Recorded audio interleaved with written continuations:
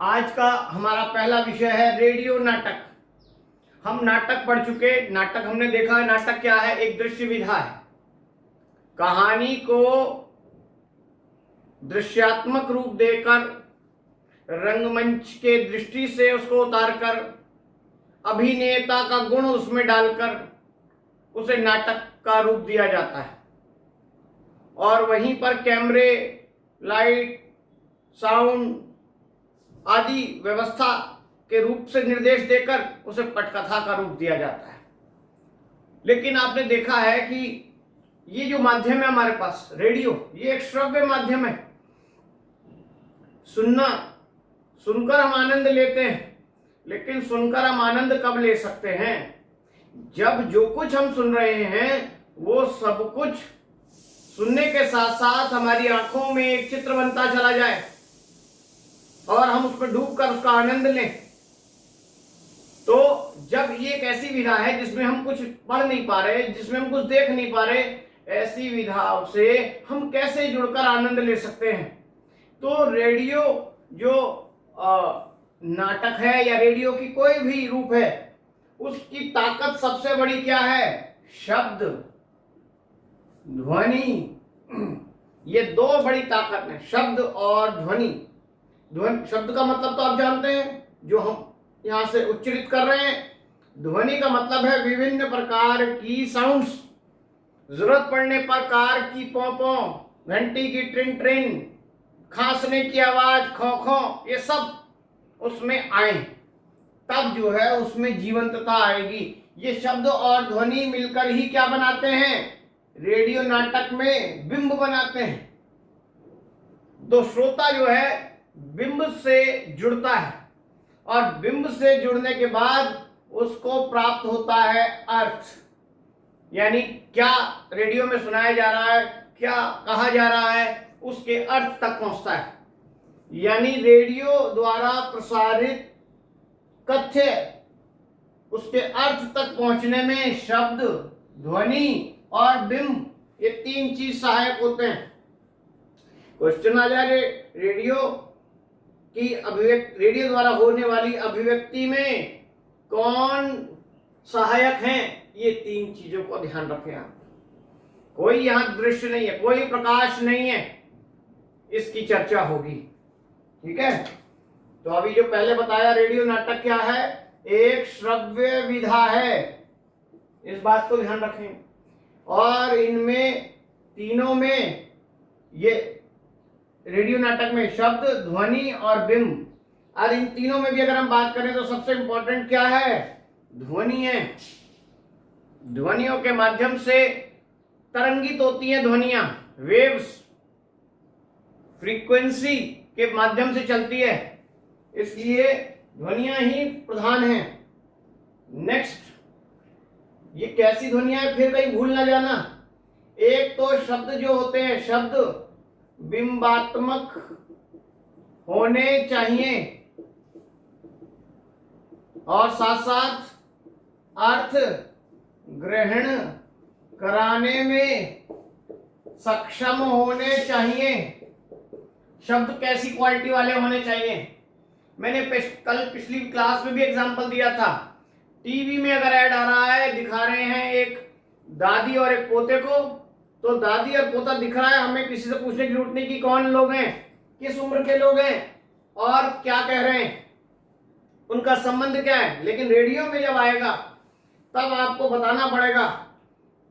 बच्चा नाम लेगा, दादी मुझे ये चाहिए, तो दादी जो शब्द है वो एक बिंब बनाएगा श्रोता के मस्तिष्क में कि किसकी बात है, यहां कौन बैठा है, और अर्थ ग्रहण करने में भी आपको सहायता देगा। तो शब्द ऐसे हों, ये नहीं कि सिर्फ बोल दिया।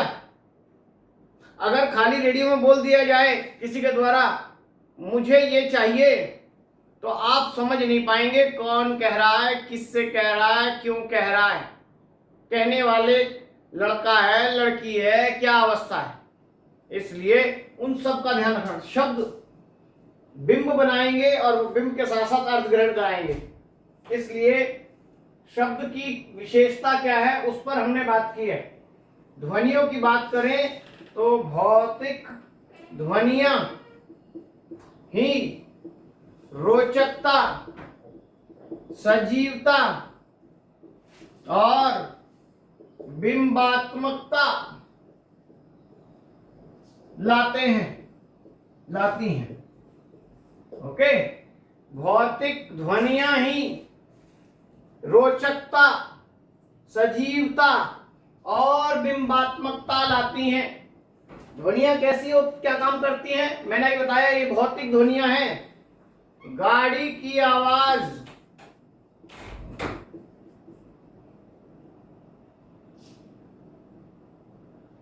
घंटी की आवाज,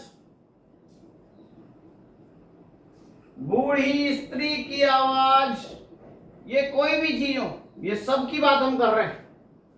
ये सब ध्वनियां ही रोचकता पैदा करेंगी।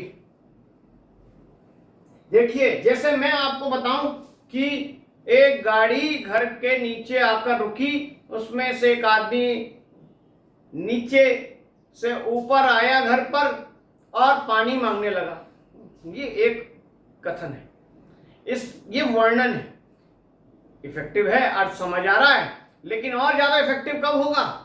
जब रेडियो में ये आवाज आएगी गाड़ी के एकदम रुकने की और हॉर्न बजाने की, पौ पौ की एक ध्वनि होगी और उसका एक डायलॉग होगा, कोई घर पर है, पानी मिलेगा,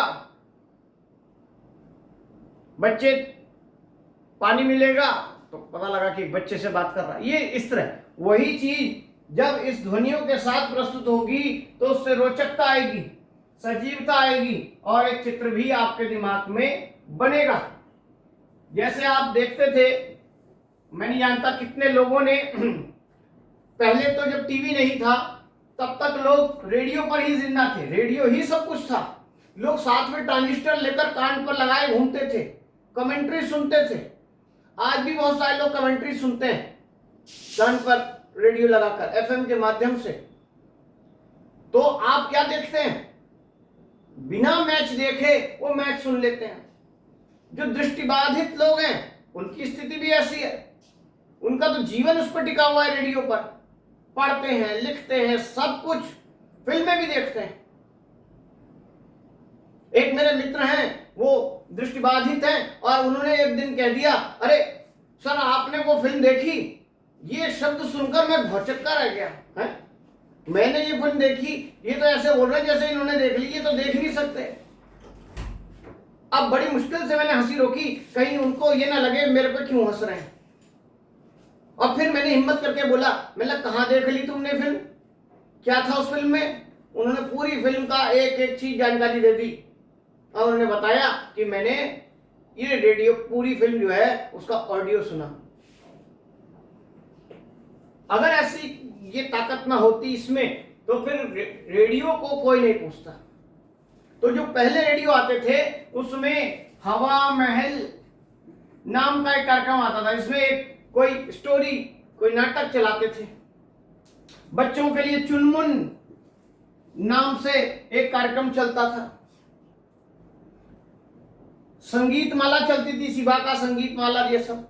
चलो वो तो गाने, लेकिन ये सब चीजें आपको जोड़ती थी।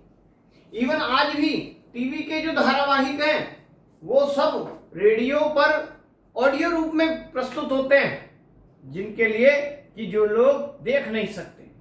और वो लोग भी जो आप सास बहू का सीरियल टीवी में देखकर आनंद लेते हैं, रेडियो पर वो लोग भी सुनकर आनंद लेते हैं। कई लोगों के पास टीवी के पास बैठने का समय नहीं है, चाहे वो सक्षम है, विजुअल है, दिखाई देखते हैं उन्हें, लेकिन फिर भी वो लोग रेडियो का इस्तेमाल करते हैं। क्यों? क्योंकि रेडियो समय बचा रहा है। आराम से कान में लीड लगाइए, सुनते जाइए, काम करते जाइए। टीवी के आगे तो बैठना पड़ेगा आपको। इसलिए आप खुद जानते हैं, आप लगभग सब लोग, नई पीढ़ी सारी की सारी, नई पीढ़ी का मतलब तुम ही नई पीढ़ी नहीं हो, हम भी नई पीढ़ी हैं, कान में लीड लगाकर सुनते हैं। गाने हो, कोई खबरें हो, कोई बातचीत हो। आप देखिए, किसी से आप फोन पे बातचीत कर रहे होते हैं, दिखाई नहीं दे रहा है, लेकिन आप बिंब बना लेते हैं। कोई कहता है अरे आ जाओ घर पर, हमने चाय बनाई है, तो आप उसने जो बोला बड़ी गर्म है, बड़ी इलायची की खुशबू आ रही है, तो आप उसकी बात सुनकर, ये शब्द सुनकर एक बिंब बनाने लगते हैं चाय के कप का, जिसके अंदर गर्माहट है और साथ में इलायची की खुशबू है। ठीक है, तो जो डिस्क्रिप्शन उसने दिया वो बिंबात्मक था, सजीव कर रहा है, रोचक कर रहा है। तो रेडियो में ऐसी चीजें काम करती हैं। अभी आजकल लेटेस्ट, जैसे आप एफएम में सुनते हैं नीलेश मिश्रा की कहानियां, रात को न जाने कौन सा चैनल नंबर है, समय नहीं मिलता मुझे, लेकिन मैं जब भी कार में सुनता हुए जाता हूं एफएम, तो जब नीलेश मिश्रा की कहानी रात को सुनने के लिए मिल जाती है। वैसे ही जैसे पहले हवा महल आता था, उस कहानी को सुनकर इतना लंबा प्रोग्राम चल रहा है, आज तक कई साल हो गए। क्यों चल रहा है नीलेश मिश्रा का प्रोग्राम? क्योंकि वो कहानियां जीवंतता ला रही हैं, सजीवता ला रही हैं, रोचकता ला रही हैं, केवल शब्द के माध्यम से।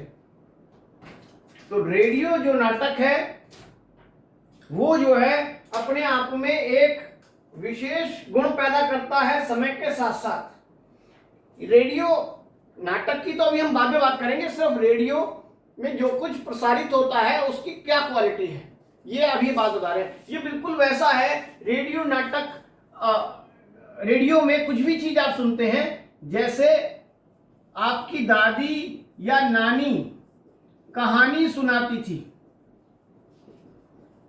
वही गुण है बिल्कुल।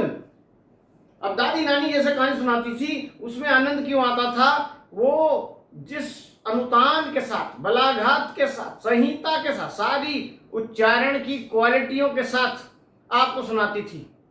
जहां डराने का शब्द था वहां एक भूत था, तो भूत भूत बोल देना, डरेंगे नहीं आप, उसका उच्चारण भूत, तो आप उससे जुड़ते हैं। ये जो उच्चारण है, और वहां कोई नहीं जाता था। ऐसा बोलने पर आप में एक जो डराने का भाव है वो आएगा, सुनकर आप आनंद लेंगे। रेडियो आरजे जैसे बात करता है, आप किसी एक आदमी से मिलते हैं और आप बोलते हैं गुड मॉर्निंग, गुड मॉर्निंग, लेकिन जो आरजे बैठा है वो पूरी अपनी शहर को गुड मॉर्निंग करना चाहता है, तो वो कैसे बोलता है आरजे? Good morning. जैसे क्लास में बच्चे इकट्ठे होकर एक ह्यूज सा टीचर को मॉर्निंग विश करते हैं, मॉर्निंग क्यों नहीं कहते? गुड मॉर्निंग, आज हम नया गाना सुनने जा रहे हैं, ऐसा नहीं बोलता आरजे, क्योंकि उसे पता है कि सबको जगाना है, सबको सुनाना है। तो वो जो स्थिति है, वो गुण यहां पर रेडियो में आता है। मंदिर में पूजा हो रही है, घंटी बजा देंगे, वो साउंड इसमें सुनाई देगी, आप जीवंत हो जाएंगे, आपको पता लग जाएगा मंदिर का दृश्य है। कई जगह प्रतियोगिताएं भी होती हैं, क्विज में ऐसे क्वेश्चन डाल देते हैं, साउंड सुनो और पहचानो किसकी आवाज है, साउंड सुनो बताओ किस जगह की आवाज है। कितना काम करता है ये श्रव्य विधा, दृश्य और ज्यादा सहायता करता है, लेकिन इसकी अपनी एक वैल्यू है। तो रेडियो में जो अभिव्यक्त होता है उसकी ताकत, ये तीन चीजें मैंने बताई जो अर्थ तक पहुंचाती हैं, और उसके अंदर रोचकता, सजीवता, बिंबात्मकता, ये सारे गुण आते हैं। अब जब नाटक जो होता है, जो लिखा गया नाटक है, उसको रेडियो के लिए प्रस्तुत किया जाता है, तब क्या होता है? तब थोड़ा सा परिवर्तन होता है बस। उसमें क्या परिवर्तन होता है? नाटक में तो लिखा है सीधा डायरेक्शन, अंक 1 मान लीजिए, ये लिखा हुआ है नाटक का, और क्या लिखा हुआ है? ड्राइंग रूम का दृश्य, जहां एक किनारे पर सोफा है, जिस पर एक अधेड़ व्यक्ति बैठा सिगार फूंक रहा है। ड्राइंग रूम, यही कमरे में रोशनी कम है। ये डायरेक्शन दी रखी है नाटक में, लिखे हुए नाटक में। और फिर आगे है ड्राइंग रूम में पूनम का प्रवेश होता है। यूं लिखने के बाद लिखा रहेगा पूनम का संवाद लिखा रहेगा। क्या सारी रात सिगार ही पियोगे, ऐसा लिखा रहेगा। और फिर सिगार पीने वाला व्यक्ति, उसका नाम जो अभी तक नहीं खोला गया वो यहां होगा। मान लीजिए उसका नाम होगा मोहन। नहीं अभी तो गाना भी सुनूंगा, ऐसा कुछ हो। ये तो लिखित रूप में नाटक का एक मैंने आपको एक उदाहरण दिया। अब रेडियो नाटक में जब इसे कन्वर्ट करेंगे तब क्या होगा? तब ये जो दृश्य है ये बोला जाएगा। इतने एक मध्य वर्ग का ड्राइंग रूम, और इसमें जो नहीं लिखा उस मध्य ड्राइंग रूम की कुछ और चीजें भी जोड़ देंगे। जो पूरी तरह से बंद है, जिसमें मध्यम रोशनी है, और एक अधेड़ उम्र का आदमी वहां बैठा सिगार फूंक रहा है। अब सिगार फूंकने की आवाज नहीं है। अगर वो कुछ और काम कर रहा होता कि गाना सुन रहा है, अगर ऐसा होता तो रेडियो नाटक में वहां लिखा रहता क्या कि उसके अंदर संगीत जैसे चल रहा है, पीछे से उस धीरे धीरे संगीत चल रहा है, ये डायरेक्शन होती। और ये लिखा जैसे यहाँ ड्राइंग रूम में पूनम का प्रवेश होता है, तो वहां पर ये सब नहीं होता, वहां डायरेक्ट होता। एक औरत के कदम ताल की आवाज होती और धीमे धीमे वो आवाज बढ़ती हुई आती, जिससे पता लगे कि वो स्त्री चल रही है। अब उसका नाम पूनम है, यहां तो लिख दिया, लेकिन रेडियो नाटक में कैसे बोलेंगे? वो आने के बाद वो पहले स्त्री डायलॉग बोलेगी, क्या सारी रात सिगार पियोगे? आगे नाम देगी क्या? मोहन। मोहन क्या सारी रात सिगार पियोगे? देखिए इस डायलॉग को रेडियो नाटक में कैसे कन्वर्ट करेंगे। और फिर मोहन बोलेगा, नहीं पूनम अभी तो गाना भी सुनूंगा, जिससे ये जो कुछ बोला गया वो सुनने वाले के सामने चित्र बनेगा। तो इस तरह का फेरबदल जो किया जाता है, इससे लिखा हुआ नाटक जो है वो कन्वर्ट हो जाता है किसमें? रेडियो नाटक में। और रेडियो नाटक लिखने वालों में चिरंजीत का नाम सबसे ज्यादा फेमस है। ये नहीं कि पहले जब तक रेडियो था तब तक नाटक लिखे जाते थे, रेडियो नाटक अभी भी लिखे जाते हैं। मैंने कहा नीलेश मिश्रा अगर कहानी सुना रहे हैं तो वो इसी का सा ही एक रूप है, ठीक है। और इसी रेडियो नाटक का एक और नाम है, उसको ध्वनि रूपक भी कहते हैं, ध्यान रखना, क्योंकि नाटक का मतलब रूपक होता है, मैं पहले भी बता चुका हूं। जो लिटरेचर पढ़ते हैं वो जानते भी हैं, रूपक के 10 भेद होते हैं, उसमें एक नाम है नाटक। और ध्वनि क्यों कहा गया? क्योंकि रेडियो ध्वनि का एक माध्यम है, इसलिए रेडियो नाटक को ध्वनि रूपक भी कहा जाता है। मोटा क्वेश्चन भी आ सकता है। क्लियर हुआ ये टॉपिक आपका?